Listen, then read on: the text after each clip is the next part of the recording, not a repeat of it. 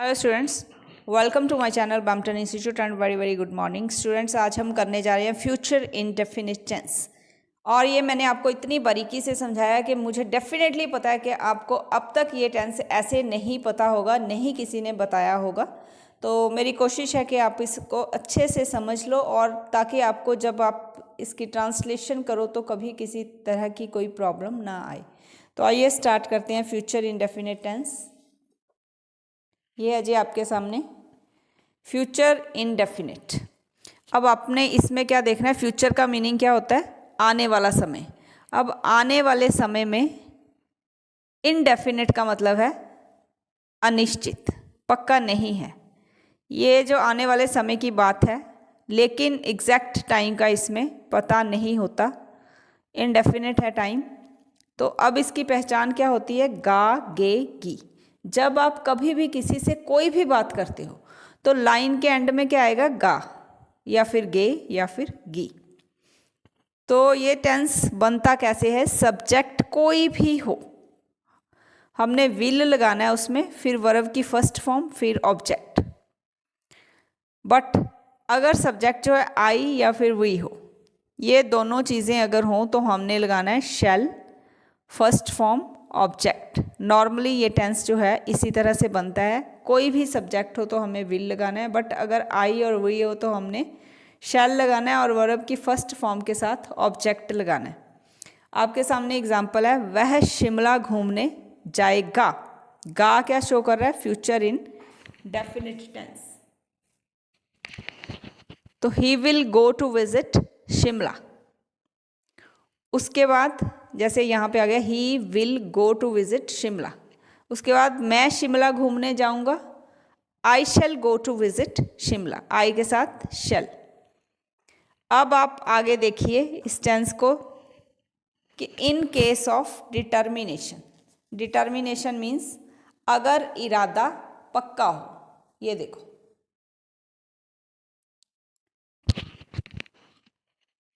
In case of determination का क्या मतलब है कि अगर इरादा पक्का हो तो फिर क्या होता है? शैल एंड विल आर रिप्लेस्ड। शैल और विल जो हैं वो रिप्लेस हो जाते हैं, एक दूसरे की जगह पर आ जाते हैं। फॉर एग्जाम्पल है जैसे, वह शिमला घूमने अवश्य जाएगा। अब ये क्या डिटर्मिनेशन शो कर रहा है? अवश्य शो कर रहा है डिटर्मिनेशन, पक्का इरादा। उस समय क्या, ही के साथ शैल आ गया, उसके बाद बाकी वैसे ही शैल गो टू विजिट शिमला,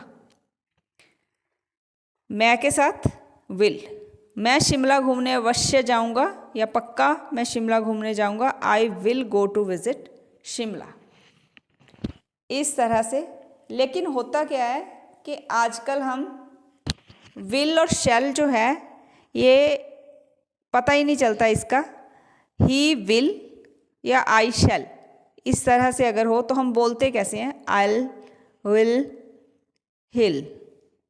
तो अब इसको जैसे हम बोलेंगे I will go to visit Shimla, कैसे बोलेंगे? I will go to visit Shimla, I will go to visit. I will go to visit Shimla ऐसा नहीं होता, I will go to visit Shimla. So इस तरह से मेरा कहने का मतलब ये है कि शैल जो है वो डिज़ोल्व हो चुका है। अब जो मोस्टली विल ही चलता है, हर जगह हम विल ही लगाते हैं और विल के साथ ही हर फॉर्म बनाते हैं, तो वो सही हो जाता है।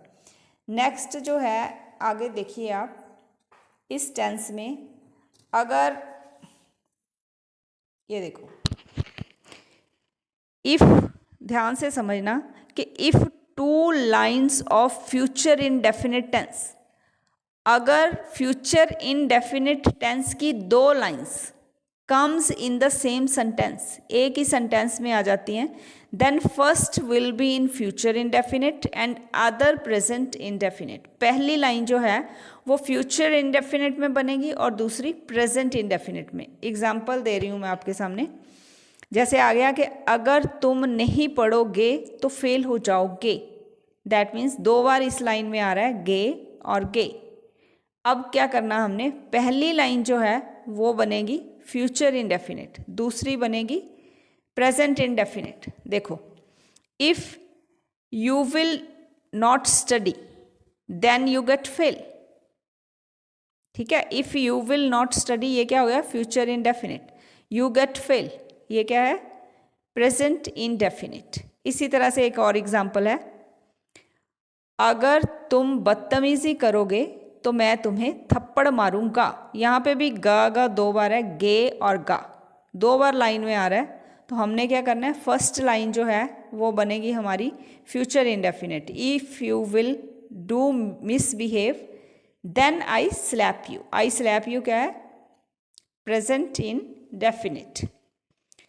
नेक्स्ट देखिए, उसके बाद और भी कंडीशन है इस टेंस में। In case of nearest future, बात जब नियरेस्ट फ्यूचर की हो रही है, फिर हमने क्या करना है, present continuous tense is used. Nearest future में प्रेजेंट कॉन्टिन्यू टेंस जो है वो यूज़ होता है। जैसे हम कह दें कि कल हमारे घर मेहमान आएंगे, कल हमारे घर मेहमान आएंगे, कल ही की बात है, तो कैसे आएगा ये, प्रेजेंट कॉन्टिन्यू में चला जाएगा। The guests are coming at our home tomorrow.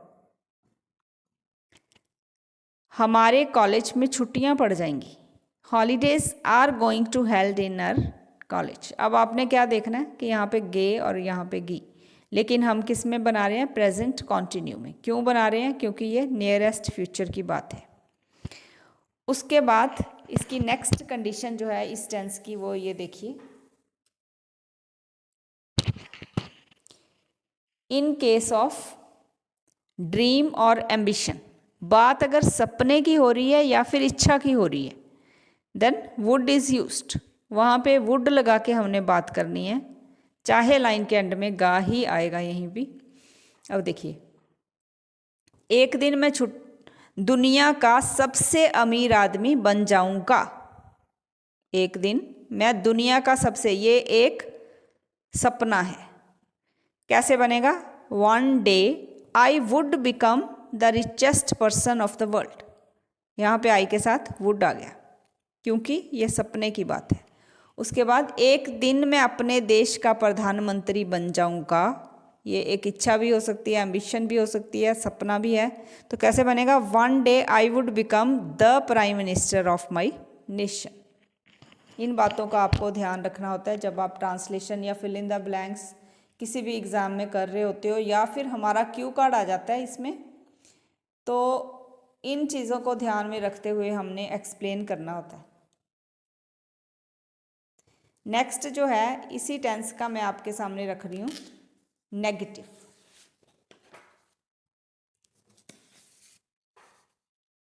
ये देखिए,